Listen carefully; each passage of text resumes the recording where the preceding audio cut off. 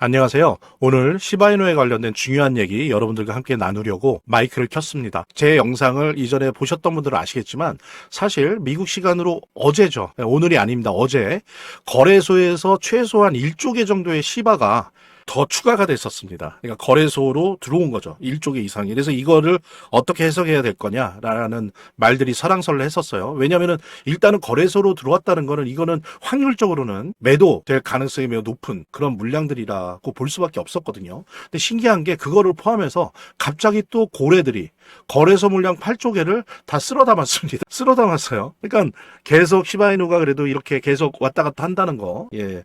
그래도 이런 시장 내에서의 변동성이랄까 어떤 활동들을 보여준다는 거는 저는 좋다고 보고, 또 하나 중요한 거는 어제처럼 한 1조 개 정도가 추가되는 것보다는 이렇게 8조 개 정도가 증발되는 게, 거래소 외부로 증발되는 게 좋습니다. 뭐 아시는 것처럼 이렇게 증발됐다는 건 셋 중에 하나예요. 하나는 그냥 지갑에 보관돼 있든지, 아니면 두 번째 단순하게 스테이킹 하고 있든지, 아니면 세 번째로는 스테이킹을 통해서 디파이 활동을 하려고 했든지, 이 셋 중에 하나고, 이 세 개의 모든 결론은 뭡니까? 매도 압력을 줄여주는 거죠. 매도 압력을 줄여주는 거고, 그리고 줄여줌을 통해서 어때요? 가격 인하의 가능성을 줄여주는 거죠. 그래서 어쨌든 간에 이게 또 뭐 언제 또 몇 조개 시바이누가 다시 거래소 시장에 유입될지는 모르겠지만, 요 자체로는 8조 개 정도가 증발했다, 고래들이 쓸어 담았다 라고 하는 부분은 괜찮은 이야기다 라고 우리가 해석을 할 수 있겠습니다. 근데 이것도 이거지만 우리 시바이누의 앞으로의 운명에 되게 중요한 발표와 결정이 오늘 미국 시간 새벽 4시에 있었죠. 한국 시간이죠. 한국 시간 새벽 4시에 있었습니다. 12월 우리 연준의 FOMC가 있었죠. 그렇죠? FOMC에서 일단은 0.25% 베이비 컷을 했습니다. 0.25% 금리 인하를 했어요.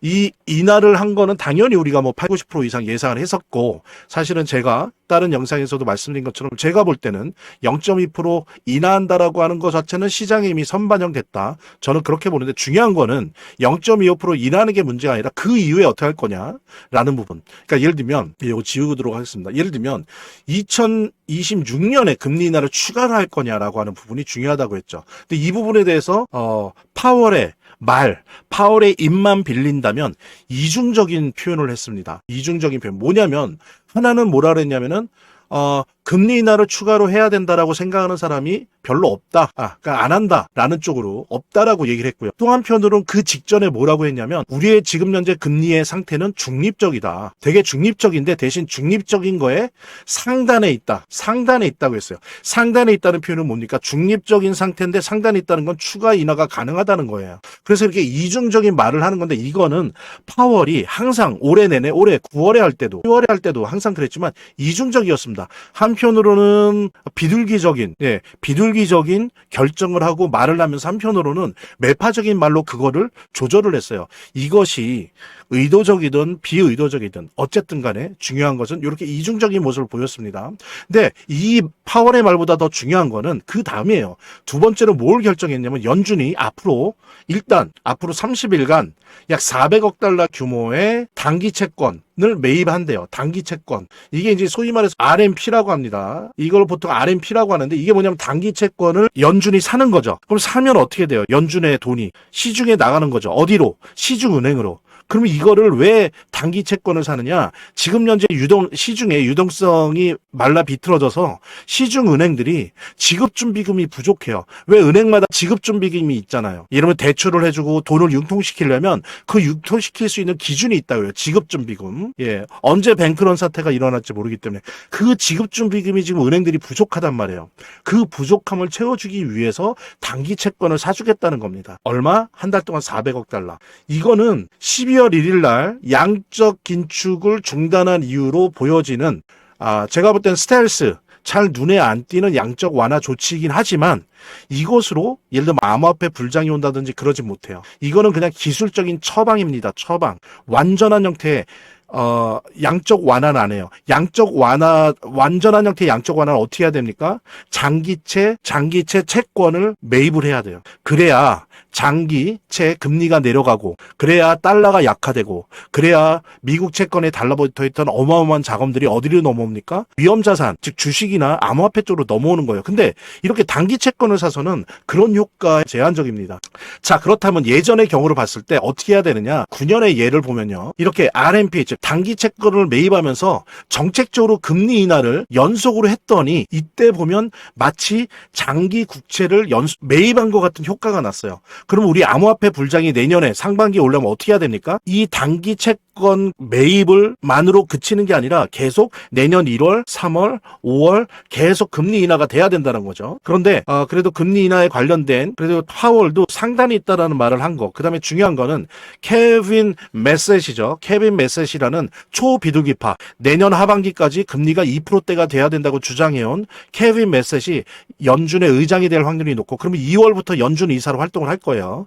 그런 상황들을 봤을 때 내년 1, 3, 5월 JP모건이나 시티그룹 은행이 발표한 것처럼 연속 금리 인하를 할 확률이 높다라고 하는 부분이 여전히 살아있는 거. 이것이 연속된다면 설사 장기 채권 매입을 안 하고 RMP식의 단기 채권 매입을 하는 제한적인 스텔스적인 양적 완화를 하더라도 암호화폐 불장이 올 확률이 높다라고 하는 거 여러분들과 함께 공유하면서 이제 재단에 관련된 이야기 하도록 하겠습니다. 차트를 제대로 보는 것도 중요하고 또 거시경제 상황들을 보는 것도 중요하고 매우 중요하지만 결국에는 사실은 이 모든 거를 무시하더라도 재단이 어떻게 하느냐가 사실은 이 암호화폐의 성패를 좌우하는 가장 큰 요소라고 하는 거를 우리가 모두 다 느낄 수 있는 거거든요. 그래서 제가 좀 과장을 하면 오히려 암호화폐를 통해서 돈을 제대로 버는 사람들은 물론 차트도 보고 거시경제도 보고 하지만 가장 1차적으로 핵심적으로 보는 게 그 암호화폐를 발행한 제작하고 있는 공급하고 있는 재단의 정책과 재단의 상황들을 보거든요. 재단의 어떤 정책들만 봐도 우리들은 이 암호화폐 투자를 통해서 막대한 수익을 얻을 수가 있는 겁니다.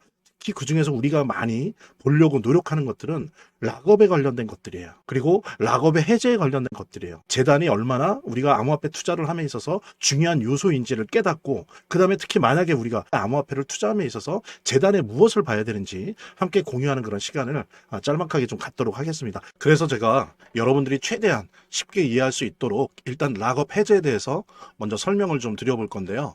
이제 락업 해제라고 하는 거는 투자자 보호 차원에서 초기 투자자들이 일정 기간 동안 매도할 수 없도록 물량을 잠가두는데 이거를 풀어주어서 자유롭게 매도할 수 있게 해주는 걸로 의미합니다.